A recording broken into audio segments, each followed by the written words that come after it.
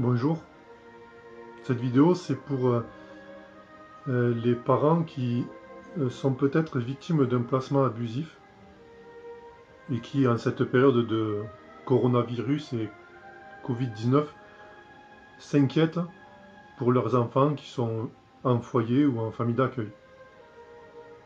Ce matin encore j'ai vu un témoignage d'une dame qui est vraiment perturbant puisqu'elle s'inquiète pour son enfant et donc les éducatrices ne l'ont pas laissé s'approcher, ne lui ont pas vraiment donné de nouvelles de son enfant alors qu'elle s'était déplacée, bien que c'était pas son jour de visite. Voilà. Donc voilà, il y a des placements qui sont utiles, qui sauvent des enfants, et on remerciera jamais assez l'aide sociale à l'enfance pour ça. Moi personnellement, enfin, je suis pas en train de parler de ma situation, c'est abusif ou pas, mais c'est juste pour dire que je connais le système, puisque j'ai grandi euh, à l'aide sociale à l'enfance depuis que je suis enfant. Après, voilà, j'ai fait un contrat jeune majeur, après jusqu'à mes 21 ans, donc je connais très bien.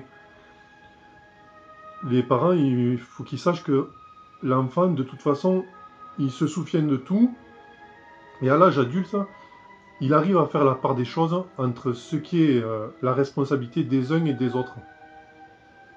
Donc, le, si vous vous inquiétez, si vous pensez que vos enfants ils vont croire que vous êtes une mauvaise mère ou un mauvais père, vos enfants, la plupart des 90% des enfants, ils savent dissocier les choses.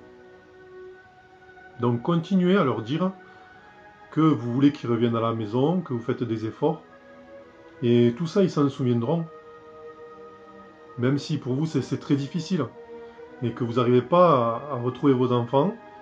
Peut-être effectivement vous êtes victime d'un placement abusif. Et, mais vos enfants se souviendront que, que vous avez, que vous vivez cette injustice. Et surtout, ne faites rien pour aggraver cela. C'est-à-dire, ne vous disputez pas avec les travailleurs sociaux. Euh, des fois, la colère peut monter, c'est tout à fait compréhensible. Vous êtes inquiet parce que votre enfant il est au foyer, vous voyez des éducatrices qui n'ont pas de masque, qui n'ont pas de gants, vous dites peut-être qu'il va attraper le coronavirus. Mais bon, si vous vous disputez avec une éducatrice, ça va jouer contre vous. Vous voyez, donc il faut, malheureusement, il faut prendre votre peine et votre douleur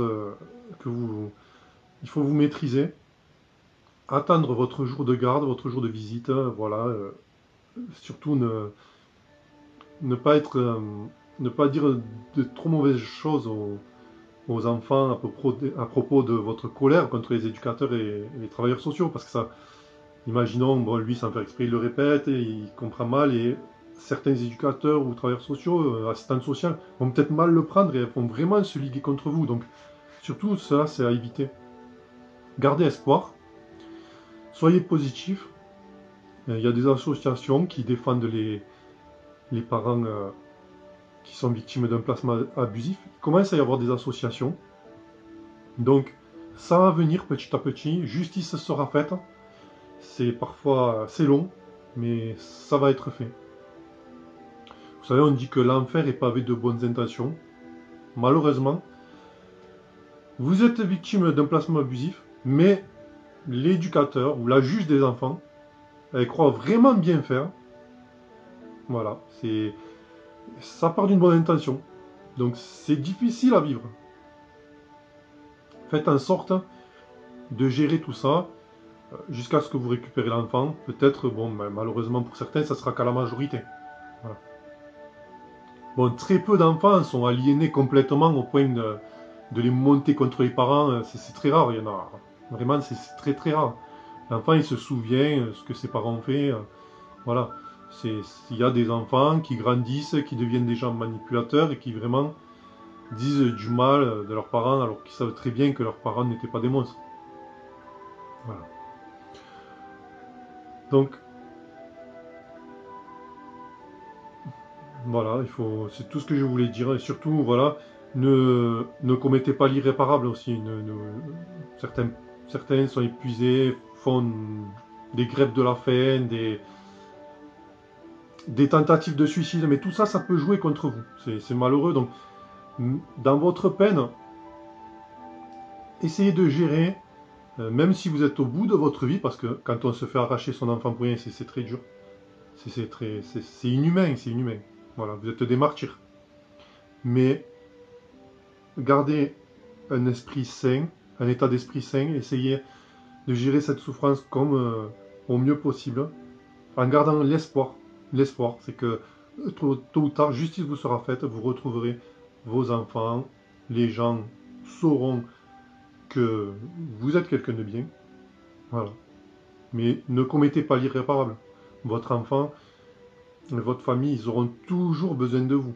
Voyez. Si vous faites une bêtise parce que vous n'en pouvez plus, que vous vous coupez les veines, si admettons, l'hôpital, si vous êtes décédé, votre enfant, il va devoir vivre sans vous toute sa vie. Et ça, c'est le plus dur. Voyez, c'est pire encore qu'être placé abusivement. Voyez, parce que votre enfant, quand il sera majeur, ou quand il reviendra avec vous, avant, il vous rendra justice. Voyez. Surtout, ne commettez pas l'irréparable. Voilà, c'est tout ce que je voulais vous dire.